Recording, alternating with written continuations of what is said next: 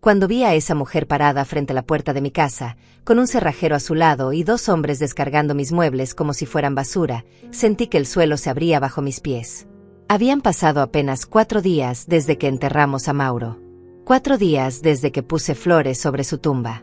4 días desde que el silencio de esta casa se volvió tan pesado que apenas podía respirar.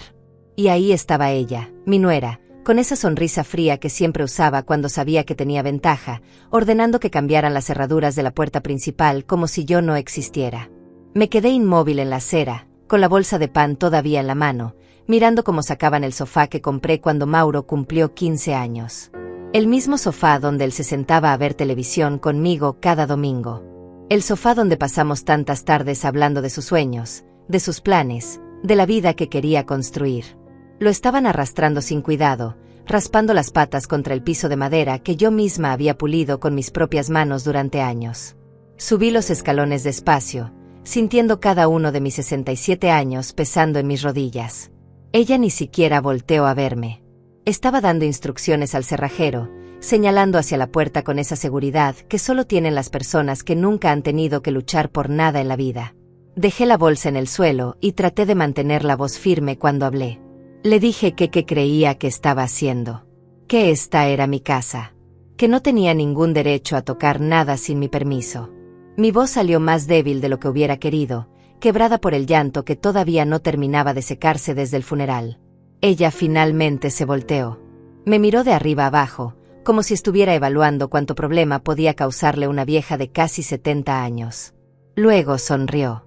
Esa sonrisa que me había dedicado tantas veces en las reuniones familiares, cuando Mauro no estaba mirando. Esa sonrisa que decía claramente que yo era un obstáculo que pronto desaparecería. Me dijo que las cosas habían cambiado. Que Mauro ya no estaba. Que ella era su viuda legítima y que todo lo que fue de él ahora le pertenecía a ella. Dijo que había consultado con un abogado y que tenía todo el derecho legal de tomar posesión de la propiedad. Que yo debería empezar a buscar otro lugar donde vivir, porque ella no pensaba mantener a nadie que no fuera su responsabilidad. Sentí como si me hubieran golpeado en el pecho. No por las palabras en sí, sino porque las dijo con tanta naturalidad, con tanta frialdad, como si estuviera hablando del clima o del tráfico. Como si yo no fuera la madre del hombre que ella supuestamente había amado. Como si los 4 días que habían pasado desde su muerte fueran suficientes para olvidar todo y empezar a repartir sus cosas como si fueran premios de una rifa. Le dije que iba a llamar a la policía. Que no podía hacer esto. Que yo vivía aquí desde antes de que ella siquiera conociera a mi hijo. Que esta casa estaba llena de recuerdos que ella no tenía derecho a tocar. Ella se rió. Una risa corta, seca, sin ninguna gracia. Me dijo que llamara a quien quisiera. Que la ley estaba de su lado. Que yo no era más que una inquilina en una propiedad que ahora le pertenecía a ella. Que si quería hacer las cosas difíciles, perfecto, pero que al final el resultado sería el mismo. Yo tendría que irme. Uno de los hombres que estaba cargando los muebles pasó junto a mí llevando la mesita de centro donde Mauro hacía sus tareas cuando era niño. La misma mesa donde derramó jugo de naranja cuando tenía 8 años y dejó una mancha que nunca pude quitar del todo. La misma mesa donde escribió su primera carta de amor a los 14 años, pensando que yo no me daba cuenta. La estaban llevando hacia una camioneta estacionada en la calle. Grité que dejaran eso ahí. Que no tenían permiso para llevarse nada. El hombre me miró confundido y volteó hacia mi nuera, esperando instrucciones.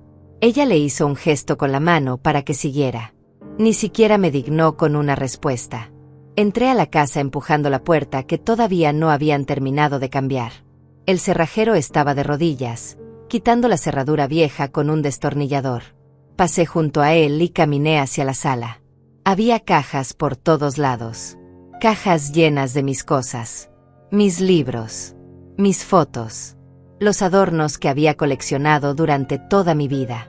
Todo estaba siendo empacado sin ningún cuidado, como si fueran objetos sin valor que había que descartar rápido. Vi mi retrato de boda tirado en una de las cajas, con el vidrio roto. La foto donde aparezco con el padre de Mauro, el día más feliz de mi vida. El vidrio había formado una grieta que atravesaba nuestras caras sonrientes. Tomé el portarretrato con manos temblorosas y lo saqué de la caja.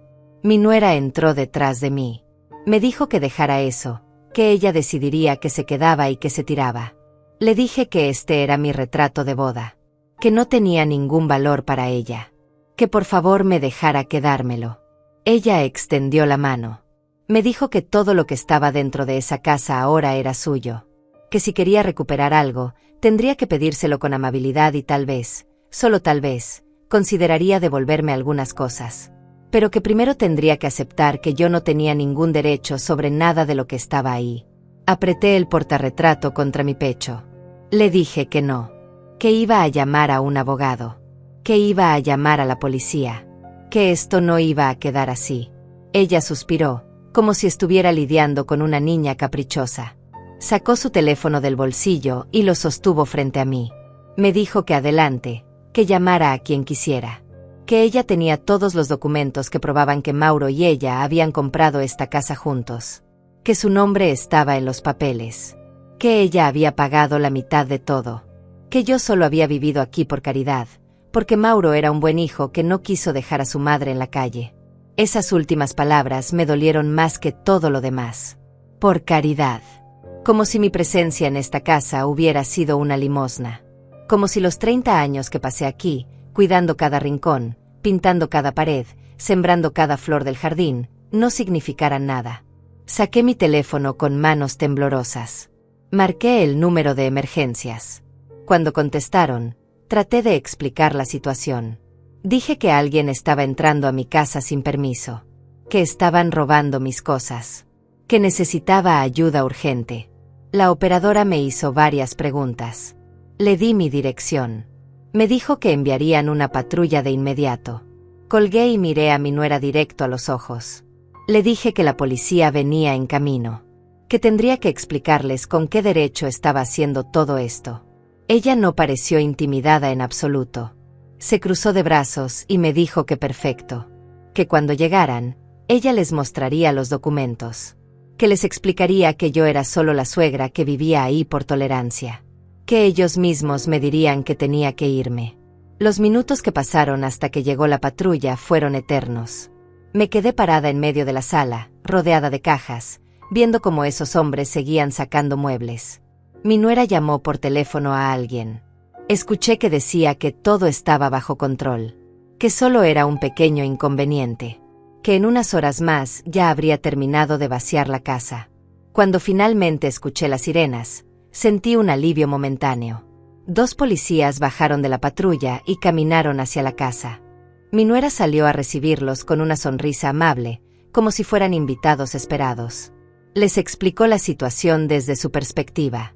Les dijo que ella era la viuda del dueño de la casa, que yo era su suegra, que lamentablemente tenía que pedirme que desalojara la propiedad porque ella necesitaba venderla para pagar las deudas que había dejado su esposo, que yo me estaba resistiendo y causando problemas. Sacó unos papeles de su bolso. Se los mostró a los policías. Ellos los revisaron con atención. Yo me acerqué también, tratando de ver qué documentos eran esos. Reconocí la escritura de la casa. Efectivamente, aparecían los nombres de Mauro y de ella como propietarios. Uno de los policías me miró con cierta compasión. Me preguntó si yo tenía algún documento que probara que también era dueña de la propiedad. Algún testamento. Algún papel que indicara que mi hijo me había dejado algo a mí. Sentí que el mundo se derrumbaba. No tenía nada de eso en ese momento. Mauro nunca me había dicho que fuera al notario. Nunca me había mencionado ningún testamento. Siempre me había dicho que no me preocupara, que él se encargaría de todo, que yo siempre tendría un lugar donde vivir. Pero ahora él no estaba. Y yo no tenía ninguna prueba de nada. Le dije al policía que esta era mi casa, que yo había vivido aquí durante 30 años, que mi hijo me prometió que siempre tendría un hogar. Mi voz se quebró. Las lágrimas empezaron a caer otra vez. El policía me dijo con voz suave que entendía mi situación, que lamentaba mucho mi pérdida, pero que legalmente, si no tenía documentos que probaran mi derecho sobre la propiedad, no podía hacer mucho. Me sugirió que consultara con un abogado, que buscara en las cosas de mi hijo para ver si había dejado algún testamento, pero que por ahora, si la señora tenía los papeles de propiedad, ella tenía derecho a disponer de la casa. Mi nuera sonrió. Una sonrisa de victoria. Le agradeció a los policías por su profesionalismo y les dijo que lamentaba haberlos molestado con un asunto familiar. Yo me quedé ahí parada, sosteniendo todavía mi retrato de boda roto, viendo cómo los policías se alejaban, viendo cómo mi nuera volvía a dar órdenes a los hombres, viendo cómo mi vida entera era empacada en cajas y sacada por la puerta. Pero había algo que ella no sabía. Algo que Mauro me había dicho apenas 2 semanas antes de morir. Algo que en ese momento no entendí del todo, pero que ahora empezaba a cobrar sentido. Me había dicho que no me preocupara, que él había hecho algo, que yo estaría protegida pase lo que pase, que confiara en él. Y mientras veía a esa mujer caminar por mi sala como si fuera la dueña del mundo, decidí que no me rendiría, que buscaría lo que Mauro había dejado para mí, que llamaría al abogado de la familia, que haría lo que fuera necesario, porque esta no era solo una casa, era el último regalo de mi hijo. Y nadie, absolutamente nadie, me lo iba a quitar. Me llamo Fátima Godínez y tengo 67 años. Durante toda mi vida fui esposa, madre y viuda. Dejé mis sueños guardados en un cajón para dedicarme por completo a mi familia. Primero a mi esposo, que trabajaba largas jornadas en la construcción y llegaba tan cansado que apenas podía sostener una conversación. Luego a mi hijo Mauro, que nació cuando yo tenía 25 años y se convirtió en el centro de mi universo. Esta casa que ven, la que ahora mi nuera intenta arrebatarme, no siempre fue así. Cuando la compramos era apenas una estructura de cemento con techo de lámina.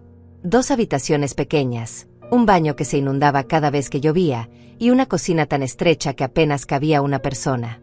Costó $11,000 que mi esposo y yo ahorramos durante 8 años, guardando cada moneda que sobraba después de pagar la comida y los servicios. Recuerdo el día que nos dieron las llaves. Mi esposo me cargó para cruzar el umbral, aunque ya no éramos recién casados. Mauro tenía 3 años y corrió por toda la casa gritando de emoción, sus pasitos resonando en el piso vacío. Esa noche dormimos los 3 juntos en el suelo, sobre un colchón prestado, pero éramos felices. Teníamos un hogar que era nuestro. Los siguientes años fueron de trabajo constante. Cada mejora que le hicimos a esta casa salió de nuestras manos. Mi esposo construyó la 2ª planta los fines de semana, cargando ladrillos bajo el sol, mezclando cemento hasta que le dolían los brazos. Yo pinté cada pared, sembré cada planta del jardín, cosí las cortinas que colgaban en las ventanas. Esta casa no fue comprada completa. Fue construida día a día, con sacrificio y amor. Cuando Mauro cumplió 10 años, su padre le enseñó a ayudar. Juntos pusieron las baldosas del patio trasero. Mauro mezclaba el cemento en una cubeta mientras su padre colocaba cada pieza con cuidado. Recuerdo verlos trabajar desde la ventana de la cocina, el sol cayendo sobre sus espaldas, y pensar que no había nada más hermoso que esa imagen. Un padre enseñándole a su hijo el valor del esfuerzo. Mi esposo murió cuando Mauro tenía 16 años. Un infarto fulminante que no le dio tiempo ni de despedirse. De repente me encontré sola, viuda a los 41 años, con un hijo adolescente y una casa que todavía necesitaba reparaciones. Pensé en vender. Pensé en irme a un lugar más pequeño, más manejable. Pero Mauro me dijo que no, que esta era nuestra casa, que su padre había trabajado demasiado para construirla como para que la abandonáramos ahora. Así que seguimos adelante. Yo conseguí trabajo limpiando casas. Mauro estudiaba en las mañanas y trabajaba en las tardes ayudando en una tienda del barrio. Entre los dos pagábamos las cuentas, comprábamos la comida, manteníamos la casa en pie. Fueron años difíciles, pero nunca nos faltó nada esencial. Teníamos un techo sobre nuestras cabezas y nos teníamos el uno al otro. Mauro se graduó de la preparatoria con honores. Consiguió una beca para estudiar contabilidad. Yo estaba tan orgullosa que lloré durante toda la ceremonia. Mi hijo, el hijo de una mujer que apenas terminó la primaria y un albañil, iba a ser profesionista. Iba a tener una vida mejor que la nuestra. Durante sus años de universidad, Mauro seguía viviendo aquí conmigo. Decía que para qué iba a gastar dinero en una renta si tenía su casa. Yo le preparaba el desayuno antes de que se fuera a clases. Él llegaba en las noches y me contaba lo que había aprendido, aunque yo no entendiera la mitad de las cosas que me explicaba. Me gustaba escucharlo hablar con esa pasión, ver cómo sus ojos se iluminaban cuando hablaba de números y balances. Cuando se tituló, Consiguió trabajo en una empresa mediana. Su primer sueldo lo usó para arreglar el techo que llevaba años goteando. No me dejó pagar ni un centavo. Me dijo que ahora era su turno de cuidar de mí, como yo había cuidado de él todos esos años. Poco a poco, con su ayuda, la casa se fue transformando. Cambiamos las ventanas viejas por unas nuevas que no dejaban pasar el frío. Renovamos el baño completo. Pusimos pisos nuevos en todas las habitaciones. Mauro insistió en que mi cuarto fuera el más grande y el más cómodo. Dijo que yo me lo merecía después de tantos años durmiendo en el cuarto más pequeño para que él tuviera espacio. El jardín era mi orgullo. Cada mañana salía a regar las plantas que había sembrado con mis propias manos. Rosas rojas que florecían en primavera. Un pequeño limonero que Mauro plantó cuando tenía 12 años y que ahora daba frutos cada temporada. Begonias, geranios, jazmines que perfumaban el aire en las noches de verano. Ese jardín era mi refugio, el lugar donde me sentaba a pensar cuando necesitaba paz.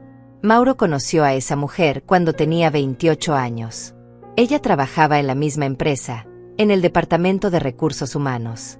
La primera vez que la trajo a casa, yo traté de ser amable.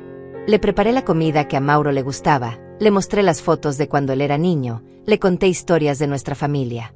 Ella sonrió y dijo las cosas correctas, pero había algo en sus ojos que no me gustó. Una frialdad que no podía disimular del todo. Mauro estaba enamorado. Eso era obvio.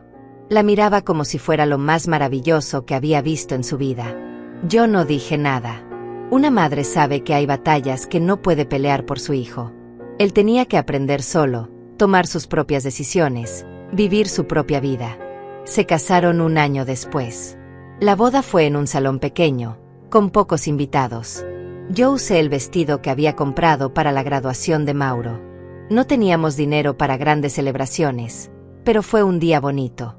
Vi a mi hijo feliz y eso era suficiente para mí. Cuando volvieron de su luna de viaje, ella se mudó aquí. Mauro me lo había preguntado semanas antes de la boda. Me dijo que solo sería temporal, mientras ahorraban para su propia casa. Por supuesto que dije que sí. Esta era la casa de mi hijo tanto como mía. Él tenía derecho a vivir aquí con su esposa. Los primeros meses fueron tolerables. Ella trabajaba todo el día y llegaba tarde. Yo trataba de no estorbar, de darle su espacio. Pero pronto empezaron los comentarios. Que si la comida estaba muy salada. Que si hacía ruido en las mañanas cuando preparaba el desayuno. Que si mis plantas del jardín atraían demasiados insectos. Pequeñas cosas que, una por una, no parecían importantes. Pero que juntas formaban un mensaje claro. Yo sobraba en mi propia casa. Mauro no se daba cuenta. O tal vez no quería darse cuenta. Cuando yo le mencionaba algo, él decía que estaba exagerando. Que ella solo estaba estresada por el trabajo. Que me diera tiempo para que nos acostumbráramos a vivir juntas. Así que me callaba y seguía adelante. Esta casa guardaba 30 años de mi vida. Cada rincón tenía una historia. La mancha en la pared de la cocina donde Mauro derramó salsa de tomate cuando tenía 6 años. La marca en el marco de la puerta donde medíamos su estatura cada cumpleaños. El rosal que planté el día que murió mi esposo, como una forma de mantenerlo vivo en mi memoria. Las cortinas que cosí a mano porque no teníamos dinero para comprarlas. El sillón donde Mauro y yo veíamos películas los domingos, compartiendo una manta en las noches de invierno. Y ahora esa mujer quería borrarlo todo. Quería sacarme como si yo fuera una intrusa. Como si mi vida entera no estuviera construida entre estas paredes. Los problemas comenzaron a mostrarse con claridad apenas 3 meses después de que ella se mudó a esta casa. Al principio fueron comentarios sutiles, cosas que podían parecer inocentes si no prestabas atención. Pero yo sí prestaba atención. Una madre siempre nota cuando algo no está bien en su hogar. La primera vez que escuché lo que realmente pensaba de mí fue una tarde que llegué temprano del mercado. Ellos estaban en la sala, no me escucharon entrar. Ella le estaba diciendo a Mauro que necesitaban su propio espacio. Que vivir con su suegra era agotador. Que yo siempre estaba ahí, en medio de todo, y que ella necesitaba privacidad para sentirse realmente en su casa. Mauro le respondió que yo no molestaba a nadie. Que esta era mi casa antes de ser de ellos. Que yo les daba todo el espacio que necesitaban. Pero ella insistió. Dijo que mientras yo estuviera ahí, ella nunca se sentiría cómoda. Que cada vez que quería hacer algo en la cocina, yo ya estaba ahí. Que no podía ni caminar por su propia casa sin encontrarme en cada esquina. Me quedé parada en la entrada, con las bolsas del mercado colgando de mis brazos, sin saber si entrar o salir. Finalmente carraspeé para anunciar mi presencia. El silencio que siguió fue denso, incómodo. Ella me miró con esos ojos fríos y se levantó del sofá sin decir una palabra. Subió a su habitación y cerró la puerta con más fuerza de la necesaria. Mauro vino hacia mí y me ayudó con las bolsas. Me dijo que no le hiciera caso, que ella había tenido un mal día en el trabajo. Pero yo sabía que no era eso. Había escuchado la verdad en su voz. Yo era un problema que ella quería resolver. Después de ese día, empecé a hacerme pequeña, a ocupar el menor espacio posible. Dejé de usar la sala en las noches para no molestarlos. Comía temprano para que ellos pudieran cenar solos. Trataba de no hacer ruido cuando me movía por la casa. Me convertí en un fantasma en mi propio hogar, deslizándome por los pasillos tratando de no ser vista ni oída. Pero nunca era suficiente. Siempre había algo. Si yo regaba el jardín en la mañana, ella se quejaba de que la despertaba con el ruido de la manguera. Si cocinaba algo que a Mauro le gustaba, ella decía que la cocina quedaba oliendo a grasa todo el día. Si ponía música mientras limpiaba, era demasiado alta. Si no ponía música, entonces el silencio era deprimente. En las reuniones familiares, la situación empeoraba. Ella invitaba a sus padres y hermanos a comer aquí. Yo ayudaba a preparar todo, cocinaba desde temprano, ponía la mesa, me aseguraba de que nada faltara. Pero cuando llegaban los invitados, ella actuaba como si yo no existiera. Me presentaba como la madre de Mauro y nada más, como si mi relación con esta casa no tuviera ninguna importancia. Una vez, su madre preguntó quién había cocinado porque todo estaba delicioso. Antes de que yo pudiera responder, mi nuera dijo que ella había preparado todo con ayuda de Mauro. Yo estaba parada justo ahí, con el delantal todavía puesto, con las manos rojas de haber estado pelando papas durante 2 horas. Pero nadie me miró. Nadie me dio crédito por nada. Mauro tampoco dijo nada. Se quedó callado, mirando su plato, como si no hubiera escuchado la mentira de su esposa. Eso me dolió más que cualquier insulto directo. Ver a mi hijo quedarse en silencio mientras ella borraba mi existencia de su propia narrativa. Los comentarios sobre la casa empezaron aproximadamente 1 año después de la boda. Ella comenzó a decir que el lugar era demasiado viejo, que necesitaba remodelaciones grandes que costarían una fortuna, que sería mejor vender y comprar algo más moderno, más nuevo, en un barrio mejor. Decía esto delante de mí, como si yo no estuviera ahí, como si mi opinión no importara en absoluto. Yo le recordaba a Mauro que esta casa era todo lo que nos quedaba de su padre, que aquí estaban todos nuestros recuerdos, que cada ladrillo había sido puesto con amor y sacrificio. Él me decía que lo entendía, que no se preocupara, que nadie iba a vender la casa. Pero yo veía la duda en sus ojos. Veía cómo su esposa lo estaba convenciendo poco a poco. Ella comenzó a traer revistas de bienes raíces y las dejaba estratégicamente en la mesa de la sala. Mostraba anuncios de departamentos nuevos en zonas que costaban el triple de lo que valía esta casa. Le decía a Mauro que imaginara lo bonito que sería vivir en un lugar así, con acabados modernos, sin problemas de humedad ni tuberías viejas. Una noche los escuché discutir en su habitación. Ella estaba presionándolo para que pusiera la casa en venta. Decía que con ese dinero podrían dar el enganche de un lugar mejor y todavía le sobraría para otras cosas. Mauro le respondió que no podía hacer eso, que yo vivía aquí, que esta era mi casa tanto como de ellos. Entonces ella dijo algo que se me quedó grabado para siempre. Dijo que yo no iba a vivir eternamente, que eventualmente ellos se quedarían solos con la propiedad de todos modos, que para qué esperar tanto cuando podían empezar su verdadera vida ahora. Lo dijo con tanta naturalidad, como si estuviera hablando del clima, como si mi muerte fuera solo un trámite inconveniente que estaba retrasando sus planes. Me fui a mi habitación temblando. Cerré la puerta y me senté en la cama, incapaz de procesar lo que acababa de escuchar. Esta mujer estaba esperando que yo muriera. Estaba contando los días hasta que pudiera deshacerse de mí y quedarse con todo. Empecé a guardar mis cosas más valiosas en mi cuarto. Las fotos de mi boda, las cartas que mi esposo me había escrito, las primeras manualidades que Mauro hizo en la escuela. Tenía miedo de que un día llegara y encontrara todo en la basura. Tenía miedo de que ella decidiera que ocupaban demasiado espacio y los tirara sin preguntarme. Mi salud empezó a deteriorarse. Desarrollé insomnio, me la pasaba en vela escuchando cualquier ruido en la casa, temiendo que ella estuviera planeando algo. Perdí peso porque ya no disfrutaba la comida. Todo me sabía a preocupación y tristeza. Mi presión arterial subió y el médico me recetó pastillas que tenía que tomar todos los días. Mauro notó que algo estaba mal. Me preguntaba si me sentía bien, si necesitaba algo. Yo siempre le decía que estaba perfecta, que solo era la edad. No quería crear más problemas entre él y su esposa. No quería ser la suegra amargada que arruina el matrimonio de su hijo. Así que me tragaba todo y seguía adelante. Pero ella no paraba. Cada semana había un nuevo comentario. Que si yo usaba demasiada agua en el jardín y la cuenta venía muy alta. Que si dejaba las luces prendidas y estábamos gastando mucha electricidad. Que si mi televisión estaba muy fuerte y no la dejaba dormir. Siempre había algo de qué quejarse, siempre había una forma de hacerme sentir que yo era una carga.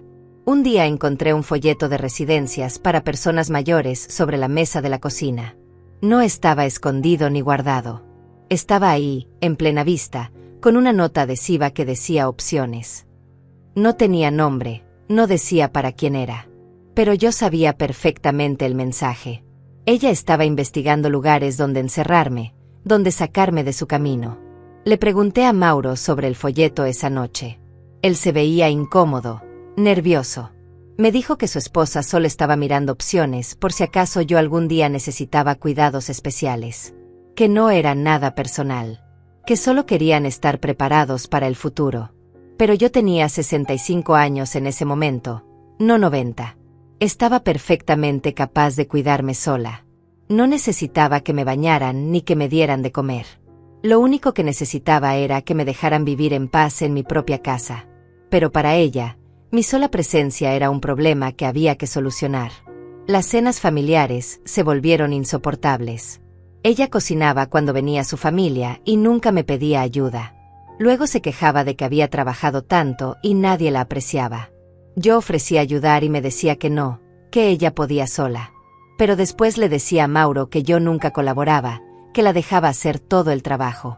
Sus padres empezaron a tratarme con condescendencia, como si yo fuera senil.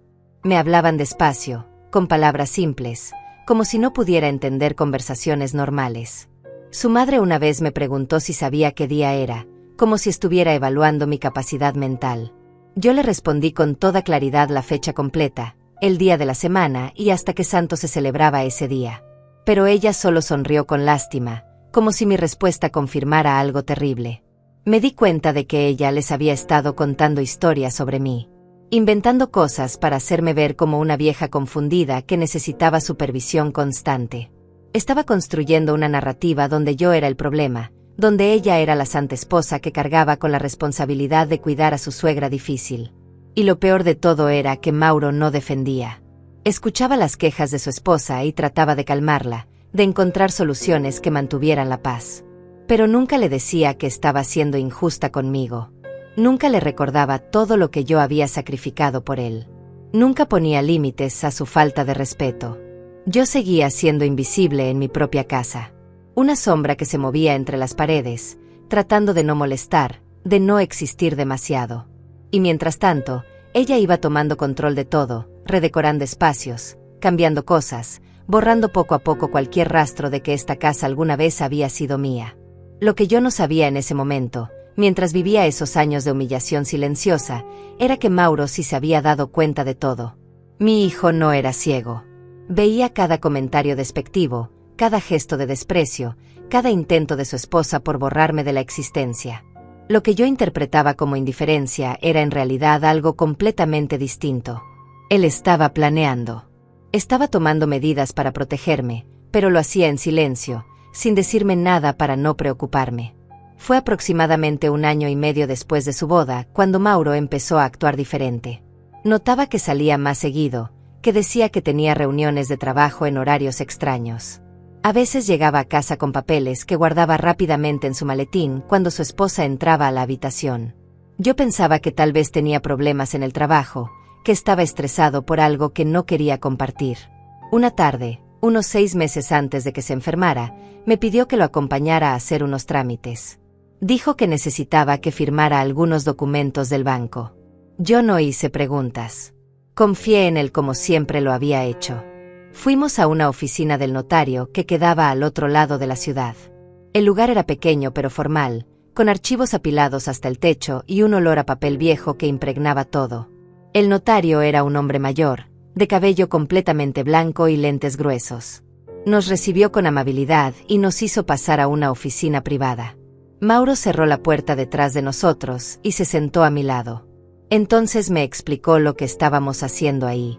Me dijo que había estado pensando mucho en el futuro, que se había dado cuenta de que las cosas en casa no eran fáciles para mí, que él veía cómo su esposa me trataba, aunque yo tratara de ocultarlo, que no podía seguir fingiendo que todo estaba bien cuando claramente no lo estaba. Me tomó las manos y me miró directo a los ojos. Me dijo que quería asegurarse de que yo siempre tuviera un hogar, pasara lo que pasara. El notario explicó los documentos que estaban frente a nosotros. Mauro había decidido hacer una donación en vida de su parte de la propiedad. Estaba transfiriendo legalmente su 50% de la casa a mi nombre. Además, había redactado un testamento donde especificaba claramente que, en caso de su muerte, cualquier derecho que le correspondiera sobre la propiedad debía pasar directamente a mí, no a su cónyuge. Yo no podía creer lo que estaba escuchando. Le pregunté por qué estaba haciendo esto. Le dije que él era joven, que no tenía sentido pensar en testamentos a su edad. Él solo sonrió con tristeza y me dijo que nadie sabe cuánto tiempo tiene en este mundo, que su padre había muerto joven y sin previo aviso, que él no quería dejarme desprotegida si algo le pasaba. Le pregunté qué diría su esposa si se enteraba. Él respondió que eso era exactamente por lo que no podía decirle nada, que ella no podía saber de estos documentos porque intentaría detenerlo, crear problemas, tal vez hasta terminar el matrimonio. Me pidió que confiara en él, que mantuviera esto en secreto, que cuando llegara el momento, si es que alguna vez llegaba, estos papeles me protegerían. Firmé todo lo que el notario puso frente a mí. Mis manos temblaban tanto que apenas podía sostener la pluma. El notario nos entregó copias certificadas de todos los documentos. Mauro guardó un juego completo en un sobremanila grueso. Me dijo que él guardaría los papeles originales en un lugar seguro, con su abogado de confianza. Que yo no tenía que preocuparme por nada. Cuando salimos de esa oficina, Mauro me abrazó en medio de la calle. Me abrazó como cuando era niño y tenía miedo de algo. Me dijo al oído que me amaba, que yo era lo más importante en su vida, que todo lo que él tenía era gracias a mí, que jamás permitiría que nadie me hiciera daño, ni siquiera su propia esposa. Esa noche, cuando llegamos a casa, ella nos recibió con cara de sospecha. Preguntó dónde habíamos estado. Mauro le dijo que me había llevado al médico, que yo había tenido una cita de control para mi presión arterial. Ella no pareció creerle del todo, pero no insistió. Se fue a la cocina murmurando algo sobre la cena. Mauro también me había dado algo más ese día. Junto con las copias de los documentos legales, me entregó una carta. Me dijo que no la leyera todavía, que la guardara en un lugar seguro y que solo la abriera si algo le pasaba a él.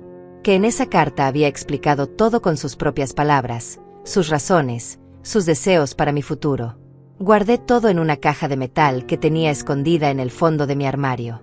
Era la misma caja donde guardaba las joyas de mi madre y los pocos objetos de valor que tenía. La escondí detrás de mis suéteres de invierno, en el estante más alto donde sabía que nadie revisaría.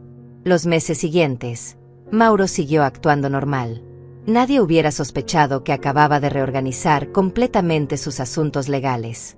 Él iba a trabajar, cumplía con sus obligaciones, trataba bien a su esposa. Pero yo notaba algo diferente en él. Una paz que no había tenido antes. Como si se hubiera quitado un peso de encima. También empezó a documentar cosas. Tomaba fotos de la casa, de las remodelaciones que habíamos hecho juntos, del jardín. Guardaba recibos de todo lo que pagaba, facturas donde aparecía su nombre. Una vez lo vi anotando en una libreta las fechas de todas las mejoras que le habíamos hecho a la propiedad desde que él empezó a trabajar.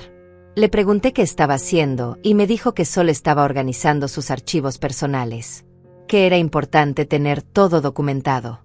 Ahora entiendo que estaba construyendo un registro completo que demostrara su inversión en esta casa, su compromiso conmigo, su intención de protegerme. Aproximadamente 3 meses después de nuestra visita al notario, Mauro comenzó a sentirse mal. Al principio pensamos que era estrés del trabajo. Estaba cansado todo el tiempo, había perdido el apetito, se veía pálido. Su esposa le decía que dejara de quejarse, que todos estaban cansados, que no fuera exagerado. Pero yo sabía que algo no estaba bien. Insistí en que fuera al médico. Él me hizo caso más por tranquilizarme que porque creyera que era necesario. Los resultados de los exámenes nos cayeron como un balde de agua fría. Cáncer. Avanzado. Los doctores hablaron de tratamientos agresivos, de quimioterapia, de cirugías. Pero también dijeron que el pronóstico no era bueno. Recuerdo estar sentada en esa sala de espera del hospital, con las luces fluorescentes zumbando sobre mi cabeza, escuchando palabras que no quería entender. Mi hijo, mi único hijo, el niño que había cargado en mis brazos, que había criado sola después de quedar viuda, se estaba muriendo. Y no había nada que yo pudiera hacer para salvarlo. El tratamiento comenzó de inmediato. Mauro tuvo que dejar de trabajar. Los días se convirtieron en una rutina de hospitales, medicamentos, náuseas, dolor. Yo lo cuidaba como cuando era pequeño. Le preparaba caldos suaves que pudiera tolerar. Me sentaba junto a su cama cuando no podía dormir. Le leía libros para distraerlo del sufrimiento. Su esposa también estaba ahí, por supuesto. Pero había algo extraño en su comportamiento. No mostraba el terror que una esposa debería sentir al ver a su marido enfrentando la muerte. En lugar de eso, la veía calculadora, fría, como si estuviera evaluando algo constantemente. La escuché hablar por teléfono varias veces, preguntando sobre seguros de vida, sobre testamentos, sobre herencias. Una noche, cuando Mauro estaba sedado por los medicamentos, ella me encontró en la cocina. Me dijo que teníamos que hablar sobre cosas prácticas. Que si lo peor pasaba, ella necesitaría vender la casa rápidamente. Que los gastos médicos estaban consumiendo todo y necesitaría liquidez. Me dijo esto mientras mi hijo estaba muriendo en su habitación, como si ya lo hubiera enterrado. Le dije que esta conversación podía esperar. Que Mauro todavía estaba peleando, que todavía había esperanza. Ella se encogió de hombros y me dijo que solo estaba siendo realista. Que alguien tenía que pensar con claridad mientras yo me aferraba a ilusiones. Mauro vivió 6 meses más después del diagnóstico. 6 meses de lucha, de dolor, de esperanzas que se desvanecían. En sus últimos días, cuando apenas podía hablar, me tomó la mano y me susurró que recordara lo que habíamos hecho en la oficina del notario. Que no tuviera miedo. Que él me había protegido. Que los papeles estaban con su abogado, un hombre llamado Vicente Martínez, cuyo número de teléfono estaba anotado en su agenda personal. Murió un martes por la mañana, con el sol entrando por la ventana de su habitación. Yo estaba sentada junto a él, sosteniendo su mano. Su esposa estaba en la sala, hablando por teléfono. Ni siquiera estaba ahí cuando dio su último respiro. Durante los últimos meses de vida de Mauro, mientras yo me rompía el alma cuidándolo día y noche, ella ya estaba haciendo planes. Yo la escuchaba hablar por teléfono en la sala, con un tono casual que me helaba la sangre. Hablaba de dinero, de propiedades, de futuros negocios. Como si mi hijo ya no existiera. Como si su muerte fuera solo un trámite que había que acelerar para poder continuar con lo importante. Una tarde, cuando Mauro dormía profundamente por los calmantes, la encontré en su estudio revisando documentos. Tenía papeles esparcidos sobre el escritorio, estados de cuenta bancarios, títulos de propiedad, pólizas de seguro. Cuando entré, ni siquiera tuvo la decencia de verse sorprendida o avergonzada. Solo me miró y dijo que estaba organizando las finanzas familiares porque alguien tenía que hacerlo. Le pregunté si no le parecía prematuro estar haciendo eso mientras Mauro todavía vivía. Ella cerró una carpeta con firmeza y me respondió que ella era su esposa legal, que tenía todo el derecho de conocer el estado de sus bienes compartidos, que yo no entendía cómo funcionaban estas cosas porque nunca había tenido que administrar nada importante en mi vida. Sus palabras eran como veneno. Pero me las tragué porque no quería crear más tensión en una casa donde mi hijo se estaba muriendo. Salí de ese estudio temblando de rabia y tristeza, y volví a la habitación de Mauro para seguir cuidándolo. Recuerdo una conversación que escuché entre ella y su madre, quien venía a visitarla seguido. Estaban sentadas en la sala tomando café mientras yo preparaba el almuerzo para Mauro en la cocina. La puerta estaba entreabierta y sus voces llegaban con claridad. Su madre le preguntó cómo iba todo. Ella suspiró y dijo que estaba agotada, que esto estaba tomando más tiempo de lo que esperaba. Que los doctores habían dicho 6 meses, pero ya llevaban 5 y medio y Mauro seguía aferrado. Su madre le dijo que tuviera paciencia, que pronto todo terminaría y ella podría empezar de nuevo.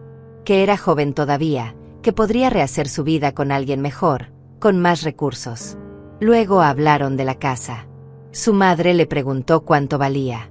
Ella respondió que probablemente unos $150,000, tal vez más dependiendo del mercado.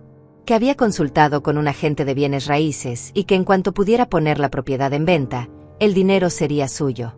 Dijo esto con tanta naturalidad, como si estuviera hablando de vender un auto usado. Su madre le preguntó qué iba a hacer conmigo.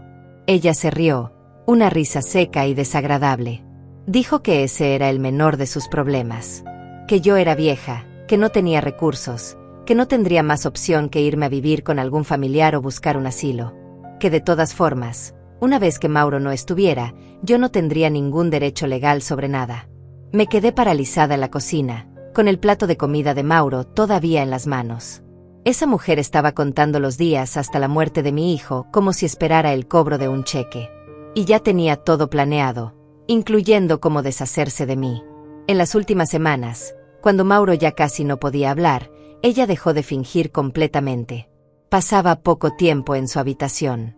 Decía que no soportaba verlo así, que era demasiado doloroso. Pero yo sabía la verdad. No había dolor en sus ojos, solo impaciencia. Una noche, muy tarde, Mauro logró articular algunas palabras. Me pidió que me acercara. Con voz débil me dijo que no confiara en ella. Que apenas él se fuera, ella intentaría quedarse con todo. Que yo tenía que contactar al abogado Vicente Martínez inmediatamente. Que no esperara ni un día. Me apretó la mano con la poca fuerza que le quedaba y repitió el nombre, Vicente Martínez. Le prometí que lo haría. Le prometí que recordaría todo lo que me había dicho. Él cerró los ojos aliviado, como si finalmente pudiera descansar sabiendo que yo estaba advertida. Durante el velorio, ella actuó como la viuda perfecta. Vestida de negro de pies a cabeza, con un velo sobre el rostro, recibiendo pésames de todos los presentes. Lloraba en los momentos correctos, decía las cosas correctas, aceptaba los abrazos de consuelo con la postura adecuada. Pero yo la conocía. Sabía que detrás de ese velo no había lágrimas reales. Yo me senté en una esquina, mirando el ataúd de mi hijo, incapaz de procesar que él ya no estaba. La gente venía a darme el pésame, pero era a ella a quien buscaban primero. Ella era la viuda, la protagonista de esta tragedia.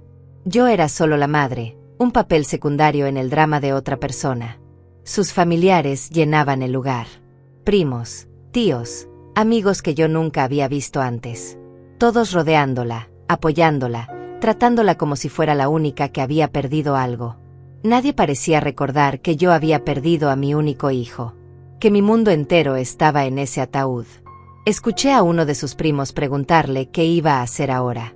Ella respondió, lo suficientemente bajo para que no todos escucharan, pero lo suficientemente alto para que yo sí lo hiciera, que tenía planes. Que iba a vender todo y empezar de nuevo en otro lugar. Que ya había sufrido suficiente en esta casa vieja con todos sus problemas. Durante el entierro, ella estaba en primera fila, sostenida por su madre y sus hermanas. Yo estaba 3 filas atrás, sola, viendo cómo bajaban a mi hijo a la tierra. Nadie me sostuvo. Nadie se aseguró de que yo estuviera bien. Era como si yo también hubiera dejado de existir. Cuando terminó todo y regresamos a la casa, ella se fue directamente a su habitación. La escuché hacer llamadas telefónicas. Escuché que decía que sí, que ya había pasado, que finalmente todo había terminado. No sonaba como alguien en duelo. Sonaba como alguien que acababa de cerrar un negocio exitoso. Yo me senté en la habitación de Mauro esa noche. Olía todavía a los medicamentos que había estado tomando. Su cama estaba tal como la había dejado esa última mañana. Me acosté ahí, abrazando su almohada, llorando hasta que no me quedaron más lágrimas. Y mientras lloraba, recordaba sus últimas palabras. Vicente Martínez. Los documentos. La protección que él había planeado para mí. En medio de mi dolor, había una pequeña luz de esperanza. Mi hijo me había cuidado incluso después de su muerte. Me había dado armas para defenderme de lo que venía. Porque yo sabía que venía algo. Lo había visto en los ojos de esa mujer durante todos estos meses. Lo había escuchado en sus conversaciones. Ella estaba esperando el momento justo para atacar. Y ese momento, claramente, había llegado. No esperó ni una semana. No esperó ni siquiera que el dolor disminuyera un poco. 4 días después del funeral, ahí estaba, con el cerrajero y los cargadores, lista para borrarme de la existencia como había planeado todo este tiempo. Pero lo que ella no sabía, lo que no podía saber, era que Mauro me había preparado para este momento. Que yo no estaba tan indefensa como ella creía. Que la batalla apenas estaba comenzando. El funeral de Mauro fue un martes lluvioso.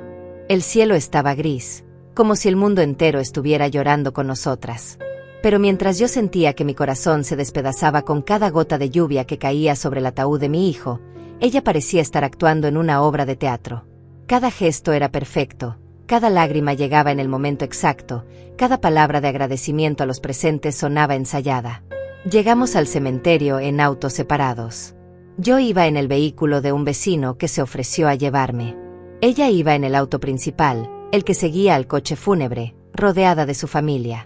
Cuando bajamos, ella caminó directo hacia el frente, tomando su lugar como la viuda principal. Yo me quedé atrás, casi escondida entre la multitud de personas que habían venido a despedirse de Mauro. El sacerdote habló sobre la vida eterna, sobre el descanso del alma, sobre el consuelo que debíamos encontrar en la fe. Pero sus palabras no llegaban a mí. Yo solo podía mirar ese ataúd de madera oscura y pensar que adentro estaba mi niño. El mismo que había cargado en brazos, el que había enseñado a caminar, el que me había prometido que siempre cuidaría de mí. Cuando llegó el momento de echar tierra sobre el ataúd, ella fue la primera. Se acercó con pasos lentos, dramáticos, sostenida por sus hermanas como si fuera a desmayarse en cualquier momento. Tomó un puñado de tierra y lo dejó caer mientras sollozaba ruidosamente. La gente murmuraba palabras de consuelo, le tocaban el hombro, le decían que era muy fuerte. Cuando fue mi turno, mis piernas apenas me sostenían. Me acerqué sola, sin nadie que me ayudara, y tomé la tierra con manos temblorosas. La dejé caer sobre el ataúd y susurré una despedida que solo mi hijo podía escuchar. Le dije que lo amaba, que siempre lo había amado, que trataría de ser fuerte como él me había pedido. Nadie registró mi dolor. Nadie tomó fotografías de mi sufrimiento. Yo era invisible incluso en el funeral de mi propio hijo. Después del entierro, ella organizó una recepción en la casa. Yo no sabía nada de esto hasta que regresamos y encontré que su familia ya había dispuesto todo. Habían traído comida, bebidas, habían movido los muebles para hacer espacio. Mi sala, mi casa, convertida en un salón de eventos sin que nadie me consultara. Ella se movía entre los invitados con gracia ensayada. Aceptaba condolencias, servía café, abrazaba a la gente que llegaba. Actuaba como la anfitriona perfecta en mi propia casa. Yo me senté en una esquina, viendo todo esto suceder a mi alrededor, sintiéndome como una extraña en mi propio hogar. Escuché conversaciones que me revolvieron el estómago. Una de sus tías le preguntó cómo estaba manejando todo. Ella respondió que era difícil, pero que estaba tratando de ser práctica. Que había muchas cosas que resolver, muchas decisiones que tomar. Que la vida tenía que continuar a pesar de todo. Su hermana le preguntó cuándo pensaba volver al trabajo. Ella dijo que se tomaría un par de semanas para arreglar asuntos pendientes. Que necesitaba poner en orden las finanzas, hacer inventario de los bienes, consultar con abogados sobre los pasos a seguir. Hablaba de mi hijo muerto como si fuera un problema administrativo que había que resolver con eficiencia. Uno de sus primos, un hombre que nunca había visitado la casa antes, paseaba mirando todo con evaluación evidente. Lo vi señalando las paredes, las ventanas, haciendo comentarios sobre el estado de la construcción. Luego se acercó a ella y le dijo algo al oído. Ella asintió y respondió en voz baja, pero alcancé a escuchar las palabras remodelación y mejor precio. Me quedé helada. Ni siquiera habían pasado 6 horas desde que enterramos a Mauro y ella ya estaba planeando remodelar la casa para venderla. Ya estaba calculando precios, evaluando mejoras, pensando en el mercado inmobiliario. Mi hijo todavía estaba tibio en su tumba y ella ya lo había olvidado por completo. La gente empezó a irse cuando cayó la noche. Se despedían de ella con largos abrazos, con promesas de llamarla, de visitarla, de estar ahí para lo que necesitara. A mí apenas me dirigían la mirada. Algunos, los más educados, me daban un breve abrazo antes de salir. Pero era claro que yo no era la figura importante en este duelo. Cuando finalmente todos se fueron, ella comenzó a recoger sin decirme una palabra. Juntó platos, vasos, empaques de comida. Yo me levanté para ayudar, pero me detuvo con un gesto de la mano. Me dijo que yo debía estar cansada, que mejor me fuera a descansar. Pero no lo dijo con amabilidad. Lo dijo con ese tono que siempre usaba conmigo, ese tono que dejaba claro que yo estorbaba. Subí a mi habitación con el corazón pesado. Me senté en mi cama y miré por la ventana hacia el jardín que había cuidado durante tantos años. Las flores que había plantado cuando Mauro era niño seguían ahí, indiferentes a mi dolor. Todo seguía igual afuera, pero mi mundo se había derrumbado por completo. Esa noche no dormí. Me quedé despierta escuchando los sonidos de la casa. La escuché moverse por el primer piso, hablando por teléfono en voz baja. Escuché que abría y cerraba cajones, que movía papeles. Estaba buscando algo, revisando cosas. Probablemente los documentos de Mauro, sus cuentas bancarias, cualquier cosa que le diera información sobre lo que ahora ella consideraba sus bienes. Los siguientes 3 días fueron un torbellino extraño. Ella salía temprano y regresaba tarde, siempre con papeles en las manos. Contestaba llamadas constantemente, todas relacionadas con trámites legales, con bancos, con notarios. Se había convertido en una máquina de eficiencia, resolviendo la muerte de mi hijo como si fuera un proyecto de trabajo con fecha límite. Yo pasaba los días en un estado de shock. Limpiaba la casa automáticamente, preparaba comida que no tenía ganas de comer, regaba el jardín porque era lo único que me mantenía cuerda. Pero por dentro estaba muerta. Había perdido a mi hijo y ahora sentía que estaba perdiendo todo lo demás también. El 4.º día después del funeral amaneció diferente. Ella se levantó temprano, más temprano de lo usual. La escuché hacer llamadas desde muy temprano. Luego salió sin decirme nada. Pensé que había ido a hacer más trámites. Yo salí a comprar pan para el desayuno, necesitaba aire, necesitaba salir de esa casa que se sentía cada vez más como una prisión. Estuve fuera tal vez 40 minutos. Cuando regresé, encontré la escena que describí al principio. El cerrajero, los cargadores, los muebles siendo sacados, ella parada ahí dando órdenes como si fuera la dueña absoluta de todo. Fue en ese momento que entendí que todo lo que había temido estaba sucediendo. Ella no había esperado ni siquiera una semana. No había tenido la decencia de dejar pasar el dolor inicial, de respetar el duelo, de actuar con un mínimo de humanidad.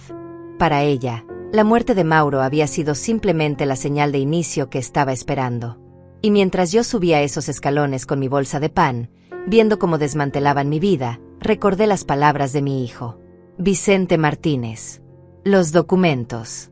La protección que él había dejado para mí. Era hora de usar esas armas que mi hijo me había dado. Era hora de demostrarle a esa mujer que yo no era tan fácil de descartar como ella pensaba. Después de que los policías se fueron sin poder ayudarme, después de ver la sonrisa de victoria en el rostro de mi nuera, algo cambió dentro de mí. El shock inicial se transformó en determinación. Ya no era la vieja asustada que observaba impotente cómo le robaban su vida. Era la madre de Mauro, y él me había dejado herramientas para defenderme. Era hora de usarlas. Entré a la casa mientras ella seguía dando órdenes a los cargadores. Subí directamente a mi habitación y cerré la puerta con seguro. Fui al armario, moví los suéteres de invierno y saqué la caja de metal donde había guardado todo. Mis manos temblaban mientras buscaba la agenda personal de Mauro que él me había dado semanas antes de morir. Ahí estaba. Vicente Martínez. Su número de teléfono anotado con la letra clara de mi hijo. También había una nota al lado que decía: «Mamá, si estás leyendo esto, llámalo inmediatamente. Él sabe qué hacer. Te amo». Las lágrimas empañaron mi vista, pero las limpié rápido. No había tiempo para llorar ahora. Tenía que actuar. Marqué el número con dedos temblorosos. Contestó al tercer timbre. Una voz masculina, profesional, que se identificó como el licenciado Vicente Martínez.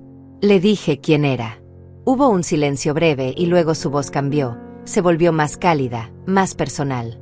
Me dijo que había estado esperando mi llamada, que Mauro le había dado instrucciones específicas de que yo lo contactaría cuando fuera necesario, que él tenía todos los documentos que necesitábamos.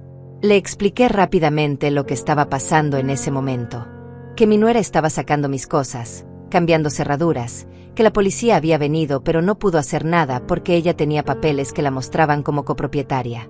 El abogado me dijo que me calmara, que respirara, que Mauro había previsto exactamente esta situación. Me explicó que tenía en su poder la donación en vida que Mauro había hecho a mi favor, el testamento donde me dejaba sus derechos sobre la propiedad y una carta donde mi hijo explicaba sus razones. Me dijo que todo estaba certificado, legalizado, imposible de refutar. Le pregunté qué debía hacer. Él me dijo que necesitábamos actuar rápido, antes de que ella lograra sacar más cosas o causara más daños. Que él vendría inmediatamente con los documentos. Que volviera a llamar a la policía y les dijera que mi abogado estaba en camino con papeles que demostraban mi derecho legal sobre la propiedad. Que no dejara que ella se llevara nada más hasta que él llegara. Hice exactamente lo que me indicó. Volví a marcar al número de emergencias. Esta vez expliqué la situación de manera diferente. Dije que había un conflicto de propiedad, que mi abogado venía en camino con documentos legales, que necesitaba que la policía estuviera presente como testigos cuando se presentaran las pruebas.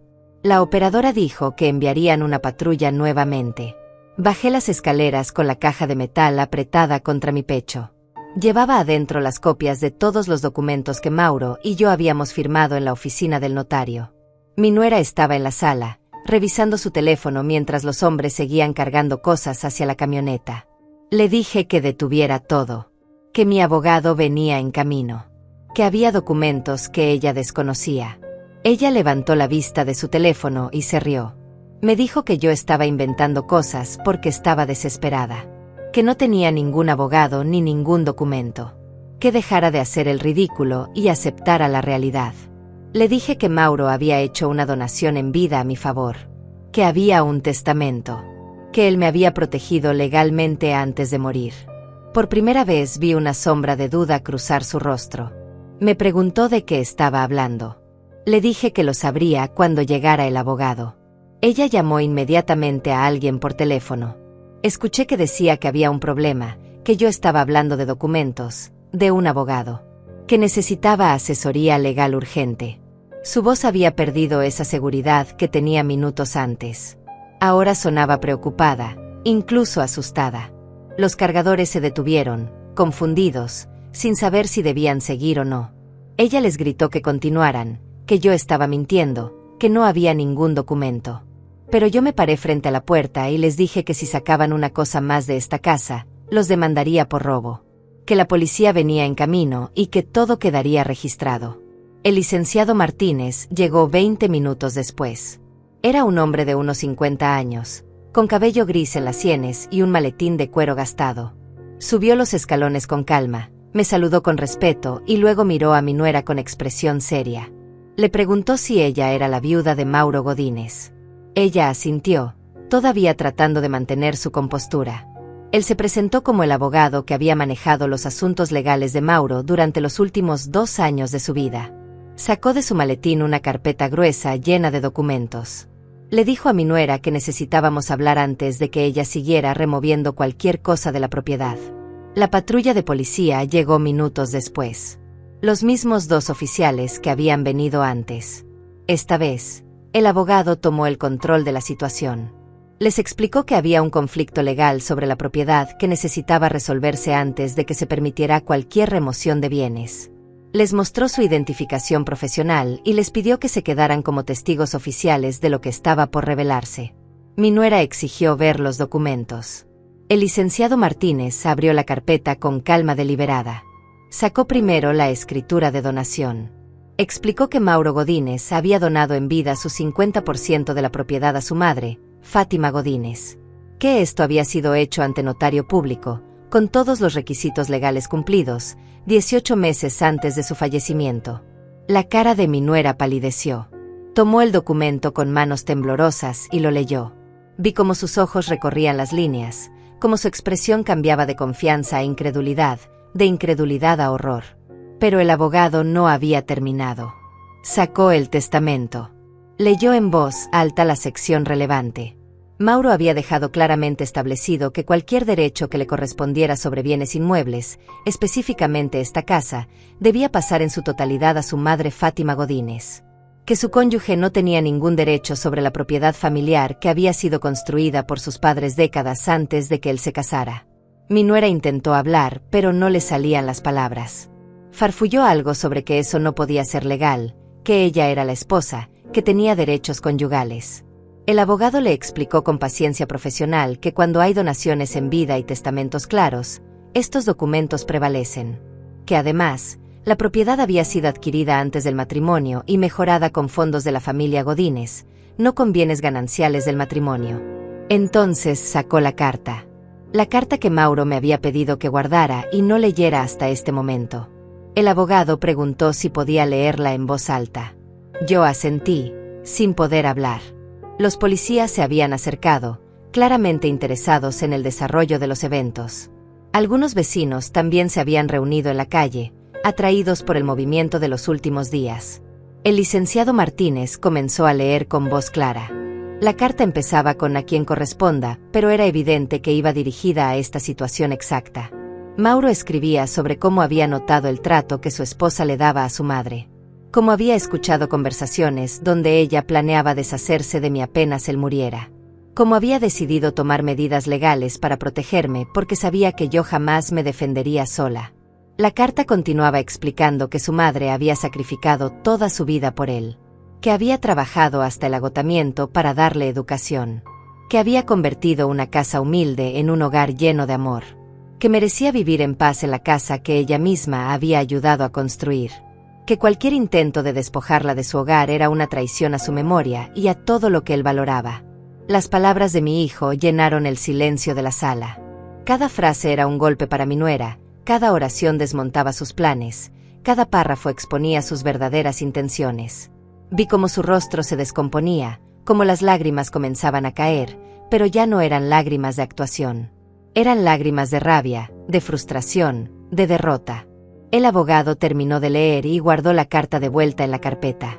Le dijo a mi nuera que, legalmente, esta casa ahora me pertenecía completamente. Que ella no tenía ningún derecho sobre la propiedad. Que todo lo que había sido removido debía ser devuelto inmediatamente. Que si había causado daños, yo tenía derecho a demandarla por ellos. Uno de los policías preguntó qué queríamos hacer.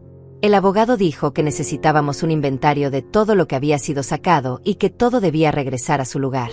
Mi nuera, finalmente, cayó de rodillas en el suelo de mi sala. El suelo que yo había limpiado miles de veces. La casa que ella había intentado robarme. Y lloró. Pero nadie se movió para consolarla. Lo que sucedió después fue una humillación que mi nuera nunca imaginó vivir. El licenciado Martínez le ordenó con voz firme que indicara a los cargadores que devolvieran cada mueble, cada caja, cada objeto que habían sacado de la casa. Ella seguía de rodillas en el suelo, llorando, pero ya no había ninguna compasión en esa sala para ella. Ni de los policías, ni de los vecinos que observaban desde la puerta, ni mucho menos de mí. Uno de los oficiales le dijo que se levantara, que tenía que cooperar o enfrentaría cargos por intento de despojo. Ella se puso de pie con dificultad, limpiándose las lágrimas con manos temblorosas. Su maquillaje perfectamente aplicado esa mañana ahora estaba corrido, formando líneas oscuras por sus mejillas. Ya no parecía la mujer segura y calculadora de hace una hora. Parecía exactamente lo que era, una estafadora descubierta. Llamó a los hombres que habían estado cargando la camioneta. Les dijo con voz quebrada que devolvieran todo. Ellos la miraron confundidos, claramente incómodos con la situación. Uno de ellos preguntó si les iba a pagar por el trabajo adicional. Ella solo asintió, sin fuerzas para discutir nada. El proceso de devolución tomó casi 2 horas. Cada mueble tenía que regresar exactamente donde había estado. El sofá de la sala, la mesita de centro con la mancha de jugo de naranja, las sillas del comedor, mi retrato de boda que ahora tenía el vidrio roto. Todo volvió a entrar por esa puerta mientras los vecinos observaban y murmuraban entre ellos. La señora Lorena, mi vecina de al lado, se acercó y me preguntó qué había pasado. Le expliqué brevemente.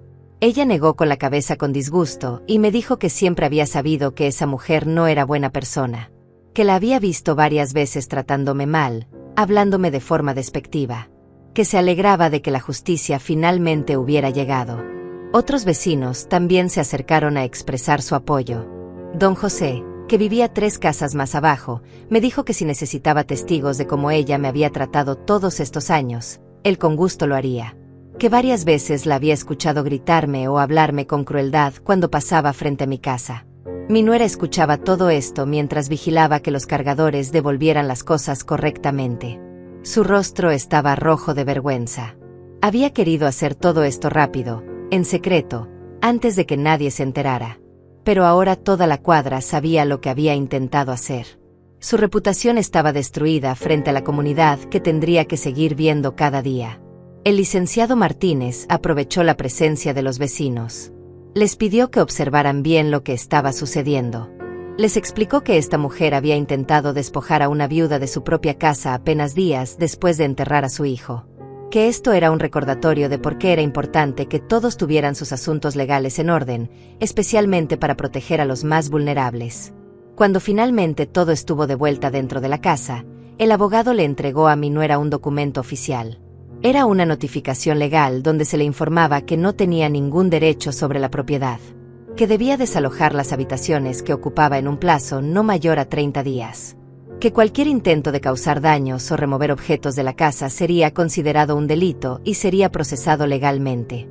Ella leyó el documento con manos temblorosas. Intentó decir algo, argumentar, pero el abogado la interrumpió. Le dijo que podía contratar a su propio abogado si deseaba impugnar los documentos, pero le advirtió que sería una pérdida de tiempo y dinero, que todo estaba perfectamente legal, certificado, imposible de refutar. Uno de los policías le preguntó si entendía la situación. Ella asintió sin mirar a nadie. El oficial le advirtió que si intentaba algo similar nuevamente, si volvía a molestar a la señora Fátima o si causaba cualquier problema, sería arrestada inmediatamente. Que este incidente quedaría registrado en su expediente. Entonces el licenciado Martínez hizo algo que yo no esperaba. Sacó otra copia de la carta de Mauro. Le dijo que esta copia era para ella. Que mi hijo había querido que ella supiera exactamente lo que pensaba de su comportamiento. Que leyera las palabras de su esposo muerto y reflexionara sobre el tipo de persona que era. Ella tomó la carta pero no la abrió. Solo la sostuvo contra su pecho mientras las lágrimas seguían cayendo. Luego, sin decir una palabra, subió las escaleras hacia la habitación que había compartido con Mauro. La escuchamos cerrar la puerta. Los vecinos comenzaron a dispersarse, no sin antes acercarse a darme palabras de apoyo. La señora Tatiana, que vivía al frente, me abrazó y me dijo que era una guerrera. Que muchas mujeres en mi situación simplemente se habrían rendido. Que mi hijo estaría orgulloso de verme defendiendo lo que era mío. Los policías se despidieron. Me dijeron que si tenía cualquier problema, cualquier amenaza o situación extraña, los llamara inmediatamente. Que ahora que todo estaba documentado, sería mucho más fácil actuar si ella intentaba algo más. Cuando finalmente todos se fueron, me quedé sola en la sala con el licenciado Martínez. Él se sentó en el sofá que acababa de regresar a su lugar y me miró con expresión amable. Me dijo que Mauro había sido muy específico en sus instrucciones, que me había descrito como una mujer fuerte que solo necesitaba las herramientas correctas para defenderse. Me contó que Mauro había ido a verlo por primera vez 2 años antes de morir, que incluso entonces, cuando todavía estaba sano, ya había notado las intenciones de su esposa, que había empezado a poner sus asuntos en orden no porque presintiera su muerte, sino porque quería asegurarse de que yo estuviera protegida sin importar qué pasara. Me dijo que en todos sus años como abogado, pocas veces había visto un amor filial tan profundo. Que Mauro había gastado miles de dólares en honorarios legales, en certificaciones, en trámites, todo para garantizar que estos documentos fueran inatacables. que había revisado cada palabra del testamento, cada cláusula de la donación, asegurándose de que no hubiera ninguna forma de que su esposa pudiera encontrar una laguna legal. También me contó algo que no sabía: que Mauro había dejado instrucciones de que si su esposa intentaba impugnar los documentos o causarme problemas legales, había un fondo reservado específicamente para pagar mi defensa legal, que yo no tendría que gastar ni un centavo de mi pensión en abogados, que él había pensado en todo. Las lágrimas que había estado conteniendo finalmente salieron. Pero no eran lágrimas de tristeza solamente. Eran lágrimas de gratitud, de amor, de reconocimiento. Mi hijo, incluso después de muerto, seguía cuidándome. Seguía siendo el niño que me había prometido que nunca me dejaría sola. El licenciado Martínez me dio su tarjeta y me dijo que lo llamara si necesitaba cualquier cosa, que él seguiría manejando el caso hasta que todo estuviera completamente resuelto, que se aseguraría de que mi nuera saliera de la casa dentro del plazo establecido y que no causara más problemas. Antes de irse, me entregó un sobre. Me dijo que adentro había una carta personal que Mauro había escrito para mí, que era diferente a la carta legal que habían leído frente a todos, que esta era solo para mis ojos, palabras privadas de un hijo a su madre. Me sugirió que la leyera cuando estuviera sola, cuando tuviera el espacio emocional para procesar lo que fuera que mi hijo había querido decirme. Esa noche, después de que el abogado se fue, me senté en mi cama con el sobre en las manos. Desde arriba escuchaba a mi nuera moverse en su habitación. Escuchaba cajones abrirse y cerrarse, escuchaba sollozos amortiguados. Pero no sentí ninguna compasión por ella. Había mostrado su verdadero rostro, había intentado destruirme en mi momento más vulnerable, y había fallado. Abrí el sobre lentamente.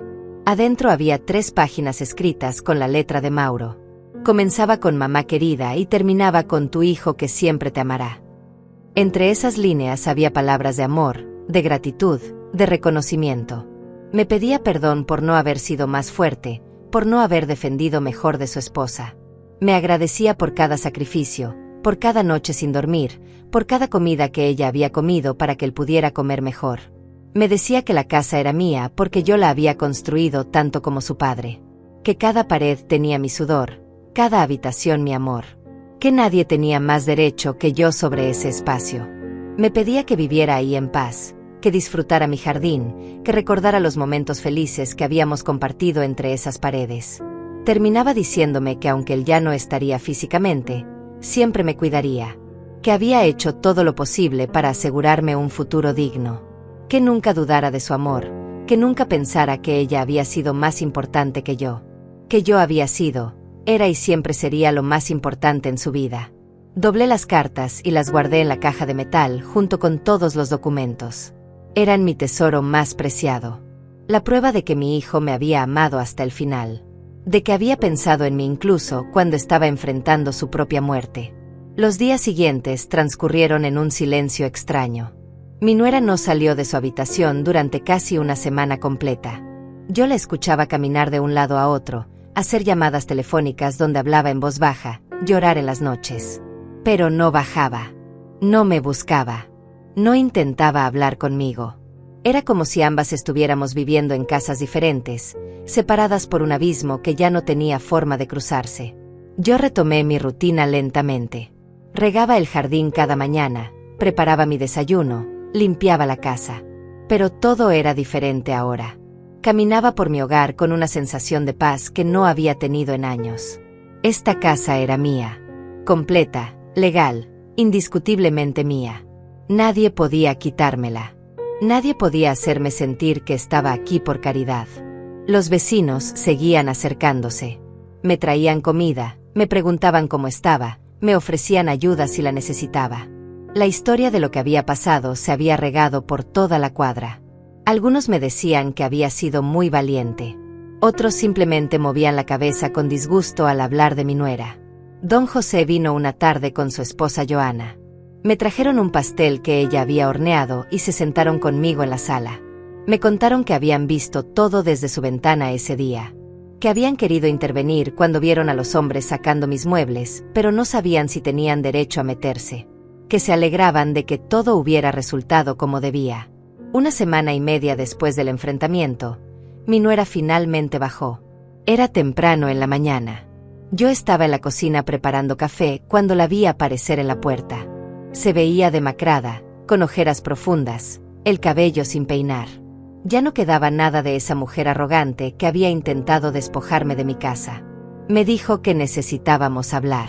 Yo asentí y le señalé la silla frente a mí en la mesa de la cocina. Ella se sentó despacio, como si le doliera cada movimiento. Hubo un largo silencio antes de que empezara a hablar. Me dijo que lo sentía, que había estado cegada por el dolor, por el estrés, por las deudas que Mauro había dejado, que nunca había sido su intención lastimarme tanto. Traté de no reírme ante esas palabras. Sabíamos ambas que era mentira. Su intención desde el principio había sido exactamente lastimarme, sacarme, borrarme de la existencia. Le dije que no necesitaba sus disculpas, que lo único que necesitaba era que respetara el acuerdo legal y desalojara la casa en el plazo establecido. Ella bajó la mirada y asintió. Me dijo que estaría fuera en 2 semanas, que había encontrado un departamento pequeño donde podía mudarse, que vendría una compañía de mudanzas a recoger sus cosas. Le aclaré que solo sus cosas personales, que nada de lo que había pertenecido a Mauro o a esta casa se iría con ella, que el licenciado Martínez y yo haríamos un inventario antes de que saliera. Ella aceptó sin discutir. Ya no tenía fuerzas para pelear. Antes de levantarse, me preguntó si alguna vez podría perdonarla. La miré a los ojos y le dije la verdad, que el perdón era algo que tendría que buscar en otro lugar, que yo no tenía nada que ofrecerle excepto la oportunidad de irse con dignidad, que eso era más de lo que ella había estado dispuesta a darme a mí. Ella se fue de la cocina sin decir más. 2 semanas después, tal como había prometido, llegó la compañía de mudanzas. El licenciado Martínez estuvo presente. Yo también. Revisamos cada caja que sacaban. Solo ropa, zapatos, algunos objetos personales que claramente eran de ella. Todo lo demás se quedó donde pertenecía.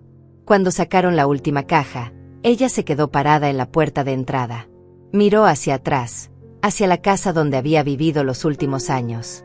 Por un momento pensé que iba a decir algo, que iba a intentar un último argumento o súplica. Pero solo tomó su bolso y caminó hacia el auto que la esperaba. La vi alejarse por la calle hasta que el vehículo desapareció en la esquina. Cerré la puerta de mi casa y me quedé ahí parada en el recibidor, en el mismo lugar donde había estado cuando todo comenzó. Pero ahora todo era diferente. Ahora estaba sola, pero no vulnerable. Estaba en duelo, pero no destruida. Los meses siguientes fueron de sanación lenta. Ordené la habitación que ella había ocupado. Doné la cama y los muebles que habían sido de ellos. Convertí ese espacio en algo nuevo, algo que no llevara sus recuerdos. Pinté las paredes de un color suave, puse cortinas nuevas, coloqué plantas en las ventanas. Volví a llenar la casa con mi presencia. Puse música cuando limpiaba. Invité a los vecinos a tomar café, sembré nuevas flores en el jardín. Esta casa volvió a ser un hogar, no una prisión. Cada rincón volvió a respirar con la energía que había tenido cuando Mauro era niño, cuando éramos solo él y yo contra el mundo. A veces, en las tardes, me sentaba en el jardín con una taza de té y hablaba con Mauro. Le contaba cómo estaban las plantas, cómo los vecinos preguntaban por él, cómo su memoria seguía viva en cada espacio de esta casa.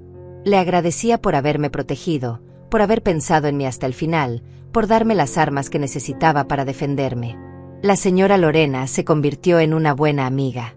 Venía seguido a visitarme, a veces traía a sus nietos para que jugaran en mi jardín. Me decía que era inspirador verme tan fuerte, que muchas mujeres de nuestra edad se hubieran rendido, se hubieran dejado aplastar por las circunstancias. Pero yo le decía que no había sido mi fuerza solamente.